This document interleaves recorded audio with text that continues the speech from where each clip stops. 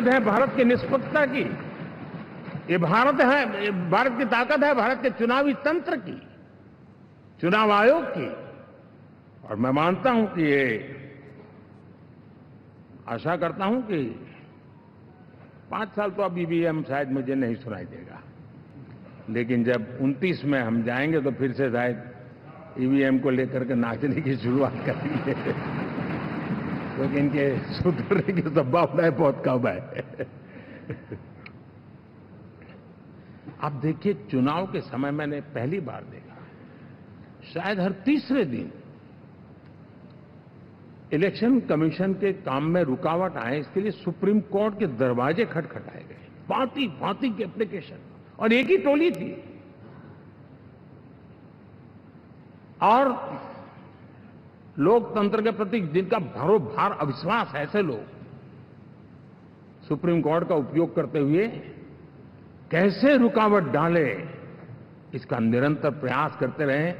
और चुनाव आयोग की ताकत का एक बड़ा हिस्सा अदालतों में, इस पीक अवर्स में, चुनाव के पीक अवर्स में, यानी कितनी निराशा लेकर के ये लोग मैदान में आए थे कि उन्होंने पूरा हमला उसी इंस्टीट्यूट पे लगा दो ताकि चुनाव के कोई भी परिणाम आए, हम दुनिया के सामने भारत को भी बदनाम कर लें। ये षड्यंत्र का हिस्सा था दोस्तों, और कभी भी देश उनको माफ नहीं करेगा। साथियों, इंडी गठबंधन वाले जब ईवीएम का विरोध करते हैं तो मैं सिर्फ एक चुनाव के रूप में नहीं देख रहा। मैं मानता हूं ये लोग मन से पिछली शताब्दी के सोच वाले लोग हैं।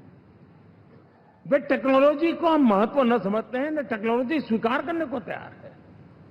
और ये सिर्फ ईवीएम में दिखाई दिया ऐसा नहीं, यूपीआई में दिखाया। जब हमने कहा कि हिंदुस्तान के लोग डिजिटल ट्रांजैक्शन करेंगे, फिनटेक की दुनिया में आज हिंदुस्तान का नाम हो गया, मानने को तैयार नहीं। आधार आज देश की एक पहचान बना है। मैं तो देख रहा हूं कि मुझे कई देश कहते हैं कि हमें आधार की पद्धति से आगे बढ़ना है, आप कैसे मदद कर सकते हैं। उस आधार को रोकने के लिए सुप्रीम कोर्ट में बार बार जाकर के परेशानियां पैदा की। यानी मूलतः ये प्रगति के विरोधी, आधुनिकता के विरोधी, टेक्नोलॉजी के विरोधी इंडी अलायंस हमने देखा है। साथियों, इस देश के लिए ये भी चिंता का विषय है कि विश्व में भारत के लोकतंत्र की ताकत को कम आंकने का प्रयास, और कितना एक्सट्रीम है। मैं दुनिया में ढोल पीट रहा हूं कि हम मदर ऑफ डेमोक्रेसी है, और ये दुनिया में जाकर के बता रहे नहीं हमारे देश में तो डेमोक्रेसी ऐसा कुछ नहीं, कि वो मोदी बैठ गया है, वो एक चाय बेचने वाला यहां पहुंच कैसे गया, कुछ तो गड़बड़ की होगी। ये जो इनकी मनस्थिति है जी, भारत के नागरिकों को चुनाव प्रक्रिया के प्रति अविश्वास पैदा करने का जो उनका षड्यंत्र है, मैं मानता हूं कि अब दुनिया भी भारत के लोकतंत्र की विविधता, विशालता, व्यापकता, गहनता, इन सबको भी जानने समझने के लिए आकर्षित होगी। ऐसे इस चुनाव के नतीजे में देख रहा हूं। साथियों, जब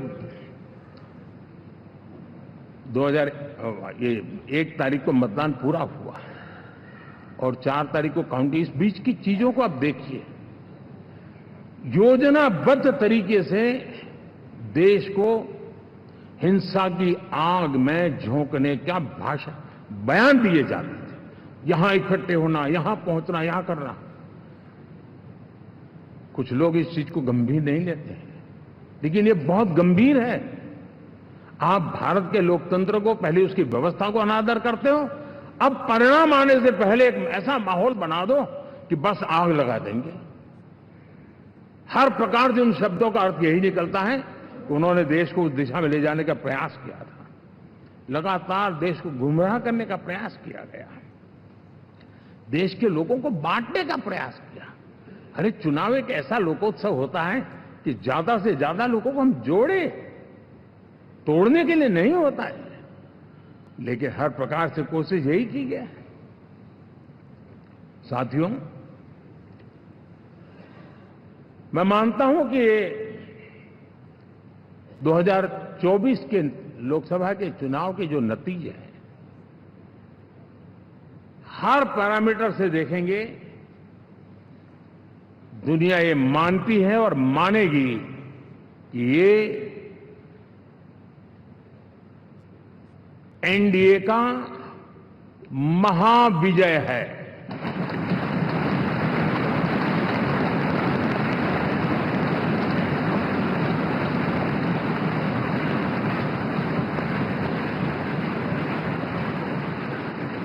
और आपने देखा 2 दिन कैसा चला, जैसे हम तो हार चुके हैं, गए, सब चारों तरफ यही दिखता था,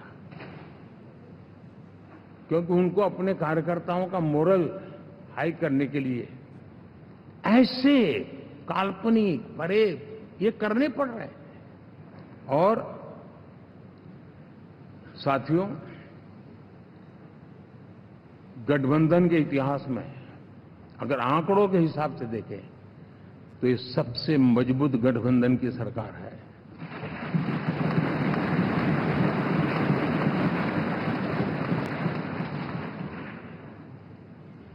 लेकिन कोशिश ये की गई कि इस विजय को स्वीकार न करना, उसको पराजय के छाया में डुबो के रखना, लेकिन उसकी ऐसी चीजों की बाल मृत्यु हो जाती है, और हो भी गई। लेकिन देशवासी जानते हैं कि न हम हारे थे न हम हारे हैं।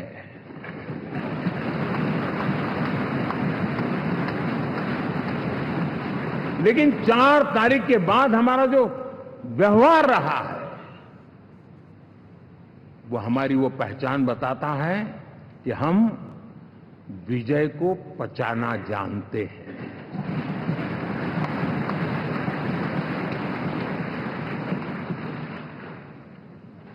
हमारे संस्कार ऐसे हैं कि विजय की गोद में उन्माद पैदा नहीं होता है, और न ही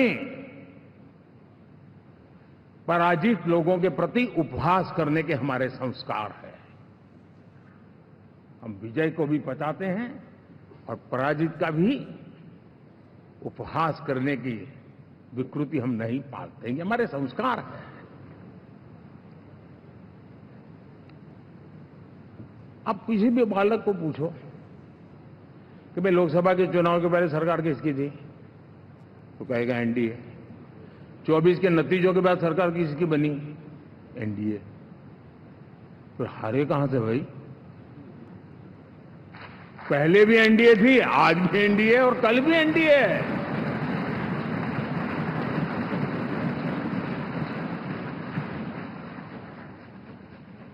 आप सोचिए, 10 साल बाद भी कांग्रेस 100 के आंकड़े को नहीं छू पाई।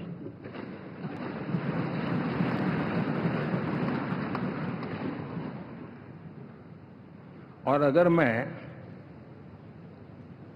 14, 19 और 24 3 चुनावों को जोड़ करके कहूं, कांग्रेस के 3 चुनाव जोड़ूं, तो इन 3 चुनावों में जितनी सीटें मिली है उससे ज्यादा हमें इस चुनाव में मिली है।